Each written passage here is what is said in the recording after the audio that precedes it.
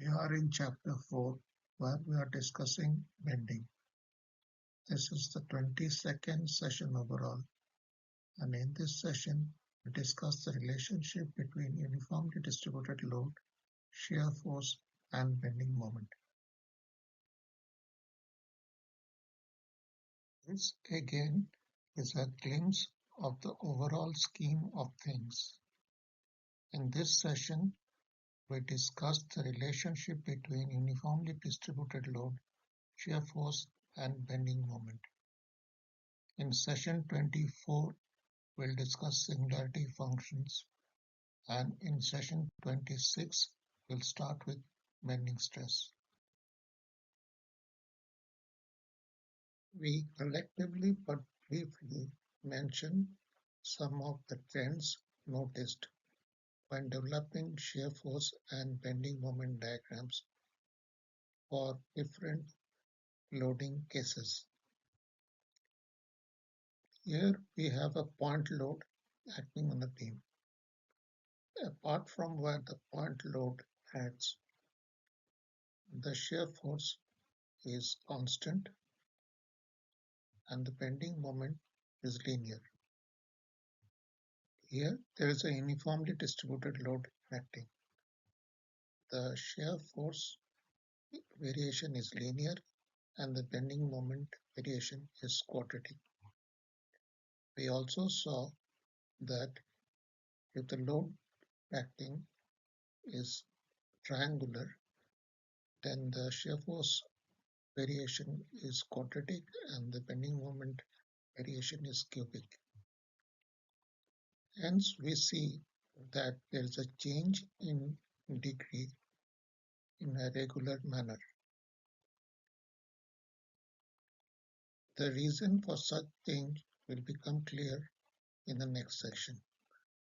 We also mentioned that where shear force is zero, there is a maxima or minima in the bending moment diagram.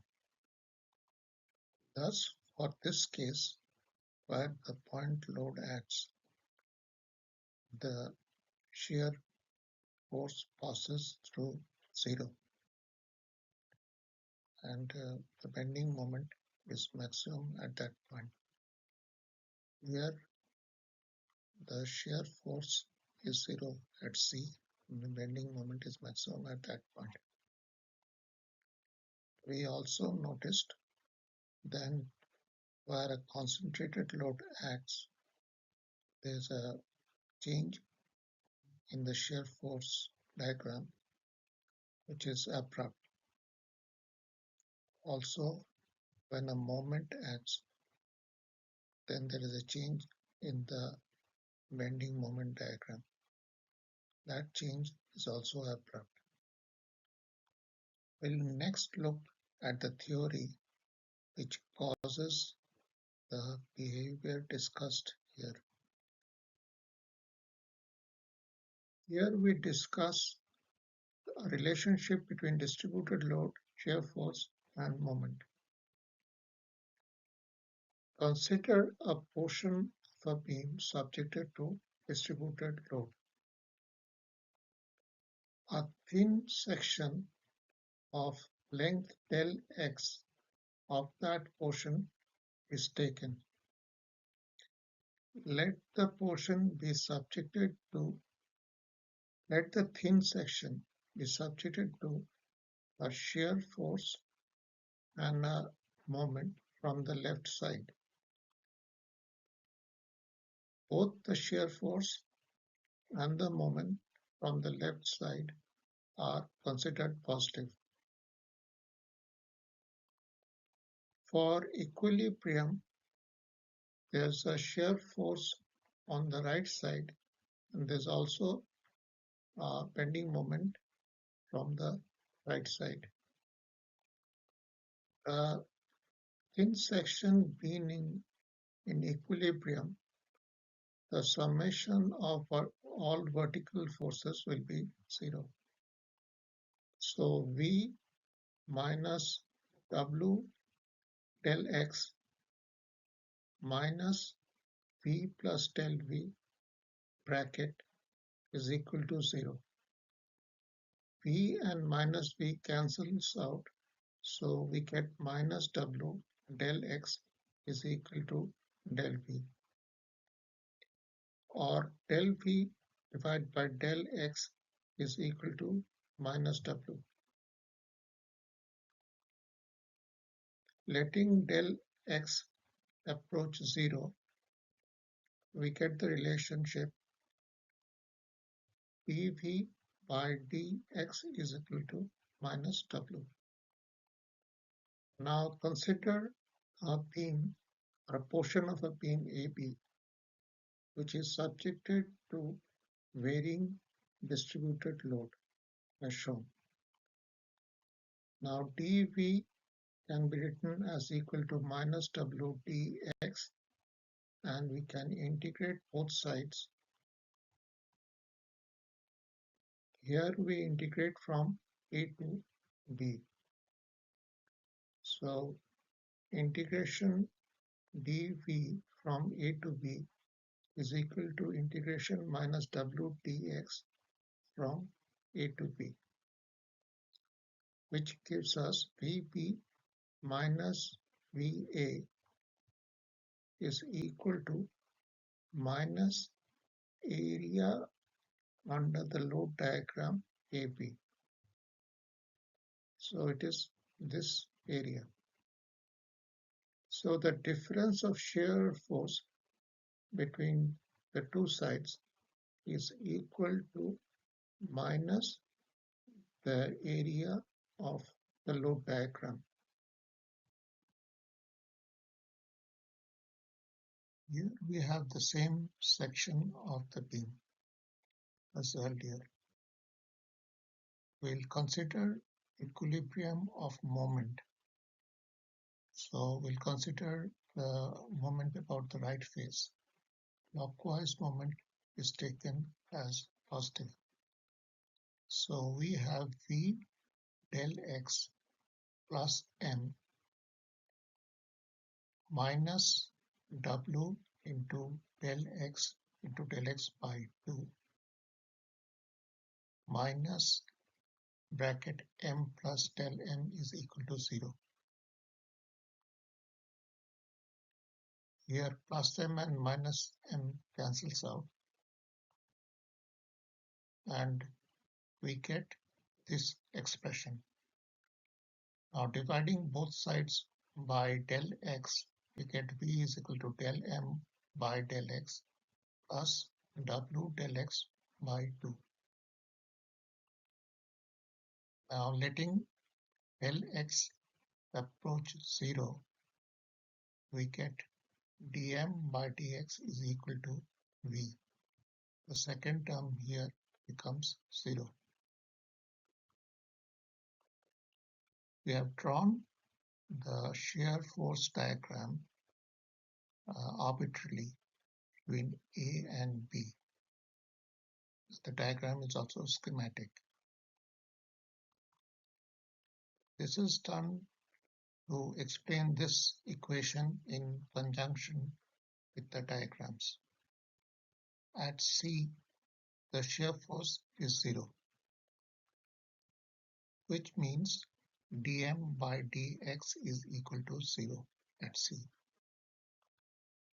M is a function of x, and where dm by dx is equal to 0, we'll get a maxima or minima in the variation of m with x. So at C, we have shown a maxima in the bending moment diagram. The bending moment diagram is also drawn schematically and is arbitrary. The shear force at V1 is positive, which means dm by dx is positive, or the slope of the bending moment diagram is positive as shown. If we consider a shear force between C and B, the value would be negative. So the slope in the bending moment diagram be negative. So between C and B we have shown a negative slope. Now we can write this equation as Tm is equal to V dx and integrate both sides. Now integrating both sides we get Mb minus Ma is the area of the shear force diagram between A and B. So here we have Mb and here we have Ma, and the difference Mb minus Ma is the area of the shear force diagram between A and B. Now earlier we obtained this equation. This equation is not applicable if there's a concentrated force acting, since it will cause a discontinuity in the shear force diagram. We have now obtained this equation, which is not applicable if there's a moment acting, since it will cause a discontinuity in the bending moment diagram. However, if there's a concentrated load acting, then this equation is applicable. Earlier, we considered distributed load acting on a beam segment.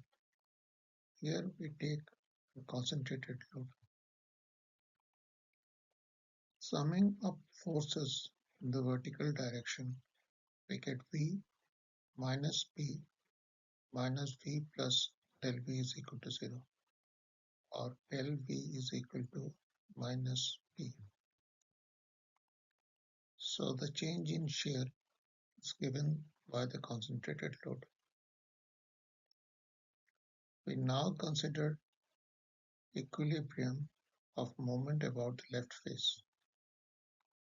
Then M plus P into del X by 2 plus P plus del V into del X minus M plus del M is equal to 0. Letting del X tend to 0, these two terms becomes 0, and we get del M is equal to 0. So when a concentrated load acts, there's no change in moment. However, there's change in shear, and since dm divided by dx is equal to v, there will be a change in the slope of the bending moment diagram. Thus, in the case of a concentrated load acting, the slope of the bending moment diagram abruptly changes by the magnitude of P. Here, instead of a concentrated load, we have a moment acting. Summing up forces in the vertical direction, we get V is equal to V plus del V, or del V is equal to 0. So there's no change in shear. Considering equilibrium of moment about the left face, we have M minus M0 minus M plus del M plus V plus del V into del X.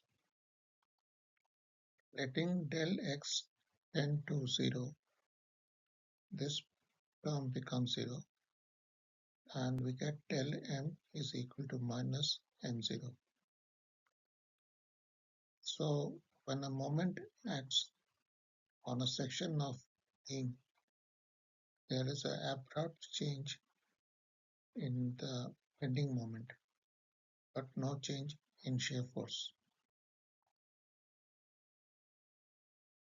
We mentioned earlier that we noticed some trends in shear force and bending moment diagrams when developing such diagrams for different load cases.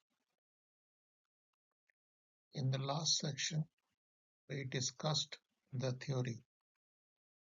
Here we mention how the theory leads to such trends. We also discuss other features related to the theory.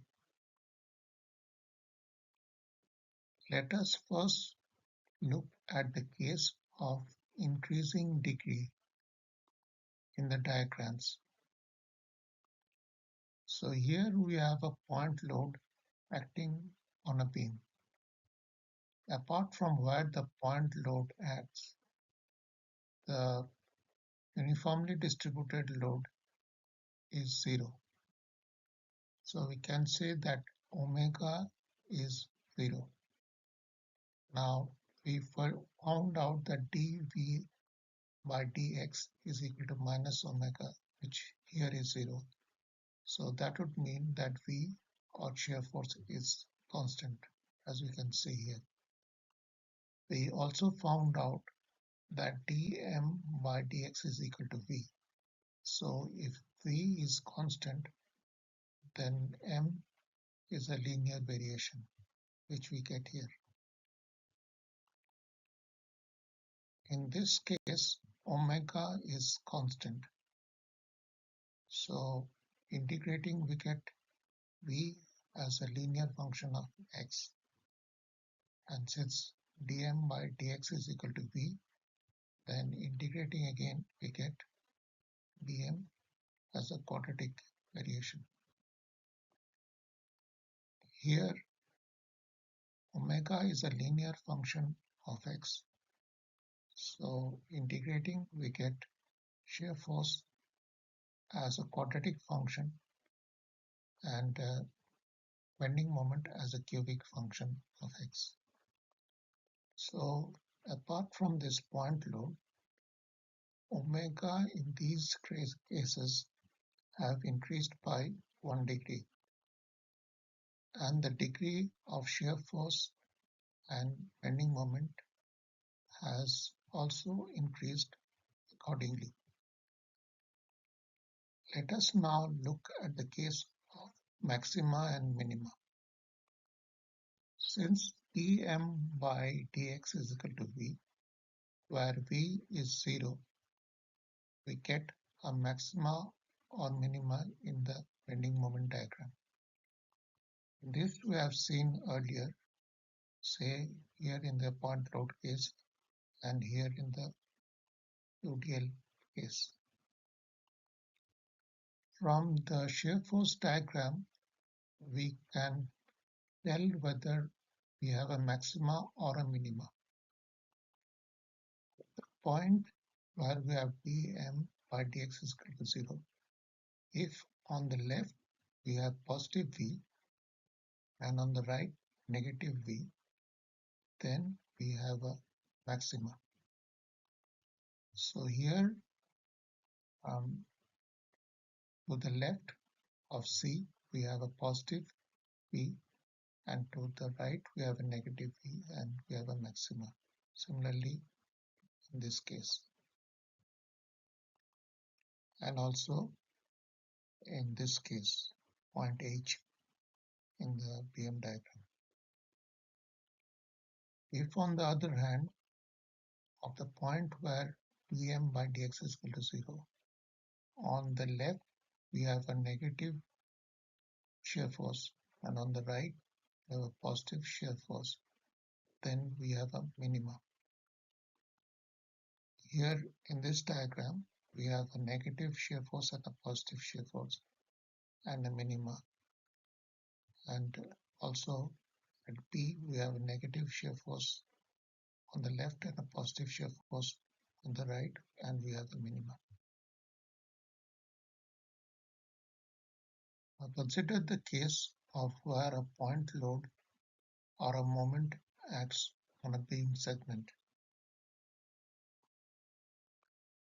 We just showed that when a concentrated load acts on a beam segment, the shear force changes abruptly the moment does not change, but the bending moment diagram changes slope abruptly as well. We can see that in this diagram where the shear force is acting, there's a change or drop in the shear force and a change in the slope of the bending moment diagram. We also showed that when a bending moment acts, there's an abrupt change in the bending moment diagram and no change in the shear force diagram. So that we can see here, there's an abrupt change at the point F in the bending moment diagram, no change in the shear force diagram. One can see from these two diagrams, one relating to point load and other to the UTL, that while there's a drop in the shear force and the change in slope of the bending moment, the shear force here changes gradually, and also the slope of the bending moment diagram changes gradually. From the formulas, we also understand the magnitude of the bending moment in relation to the shear force diagram. So we obtained this formula, and considering the point A and C, we can see that the cumulative shear force keeps on adding and increasing, and as such, the bending moment keeps on adding and increasing till we reach C. After C, we have a negative shear force, and if we keep on cumulative adding, then we'll see there's a drop in the bending moment. And also understand the nature of the bend of the bending moment or shear force diagram from the shear force or the loading diagram. So in this case, at A, the shear force is high, and at C, the shear force is 0. So if the shear force is high, then the slope in the bending moment diagram would be high. And if the shear force is 0, then the slope in the bending moment diagram would be 0. So we can see that the curve bends as depicted here. In this case, in the loading diagram, the magnitude of omega at A is high, and the slope would be high in the shear force diagram as shown here. And at E, the magnitude of the loading diagram is 0. So the slope of the shear force diagram would be 0 as shown here. So here again we get the nature of the curve by looking at the loading diagram. Here we develop shear force and bending moment diagram expressions using the relationship we have discussed. The relationship is particularly helpful for problems that are algebraic in nature. The next two problems we discuss are algebraic in nature. In this problem, the distributed load is given as a sine function. The total load can be found by integrating the distributed load from 0 to L. To start with, we find the total load and hence the reactions at A and B. We substitute pi x divided by L as Q. Differentiating both sides, we get dq in terms of px. We also change the limits at x is equal to L, q is equal to pi. So this expression has been written here in terms of q, the limits changed. Sin q when integrated gives minus cos q. We can take this portion out, then cos pi is minus 1, minus cos 0 is 1. So we get the total load as W0 to L divided by pi. The load is symmetrical, so RA is equal to RB is equal to W0 L divided by pi. In order to develop the shear force, we first find the total load from A to a distance x. So that load is found by integrating from 0 to x. Since we have already used x, we use x dash as a variable. Then pi x dash divided by L is equal to q,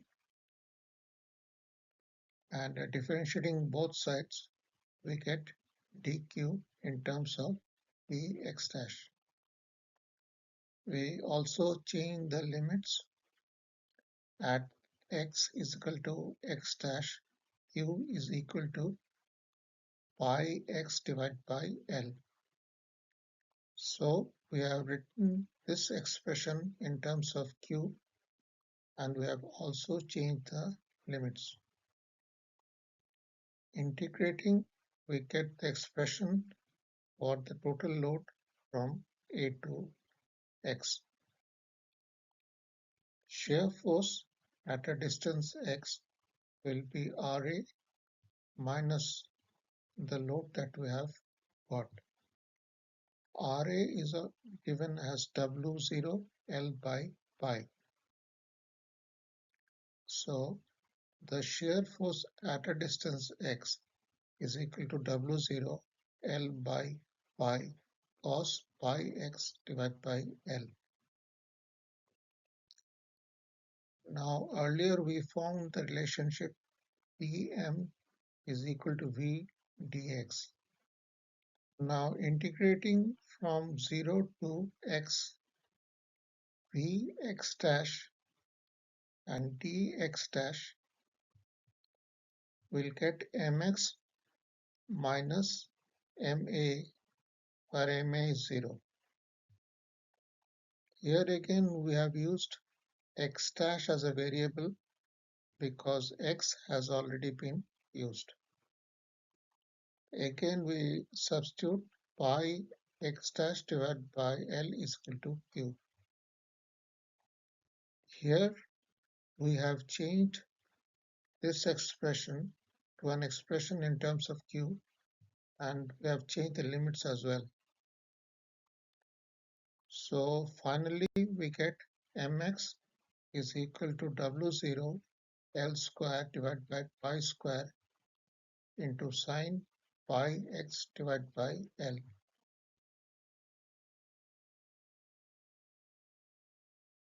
In this problem, we use the relationship between shear force and bending moment. Here we have a triangular distributed load acting on a simple span. We first find out the reactions at the ends. So we take moment about A, and we'll get Rp into L is equal to W0 into L by 2, which is the load, into 2/3 L, which is the distance. Thus, we get Rp as W0L by 3. Summing up forces in the vertical direction, we get Rp as W0L by 6. Here we have taken a section at an arbitrary distance x. So the magnitude here is W0, and we have the length as L and this length as x. So the magnitude here is W0x divided by L. Shear force at a distance x from A is Ra minus W0x divided by L into x divided by 2. So we get the shear force as W0L divided by 6 minus W0 x squared by 2L, which we can write in this form. We find the moment at this section by integrating the shear. The moment at A is 0, so mx is given as Vx dash dx dash integration from 0 to x. We consider the variable as x dash because we have already used x. So at a distance x from the left end, we get this expression for the moment.